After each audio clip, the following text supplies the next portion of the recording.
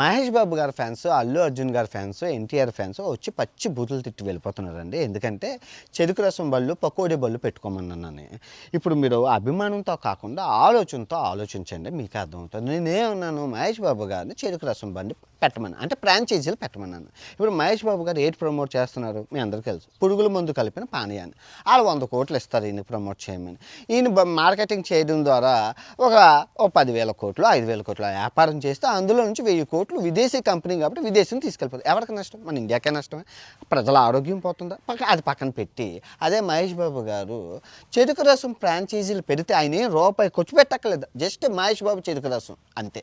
ఎంత కొట్టుకెళ్ళిపోతుంది, అందరూ ఫ్రాంచైజీలు కొనుక్కుంటారు, ఈ ఎంప్లాయ్మెంట్ వస్తుంది, ఈ ఫ్యాన్స్ ఆరోగ్యం బాగుంటుంది. చెరుకు రసం ఎంత బాగుంటుంది? ఈ విటమిన్ ఎన్ని విటమిన్లు ఉన్నాయి, న్యాచురల్ ఆర్గానిక్, హెల్త్కి బాగుంటుంది. ఎంత బాగుంటుంది చెరుకు రసం, ఎంత టేస్టీగా ఉంటుంది. పురుగుల ముందు కన్నా ఇది నయమే కదా.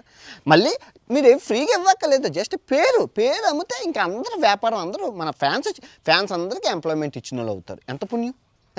అది పక్కన పెడితే ఇప్పుడు మన ఎన్టీఆర్ గారు చికెన్ ప్రమోట్ చేస్తుంది, డేక్సీ చికెన్.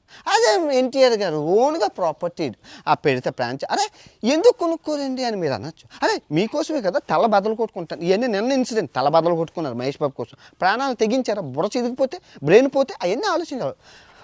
తర్వాత చేయి కట్ చేసుకున్నారా? రక్తం చిందించారా మీకోసం? తల్లిదండ్రులను వదిలి ప్రాణాలు తెగించి బానిసలు అయిపోయారబ్బా.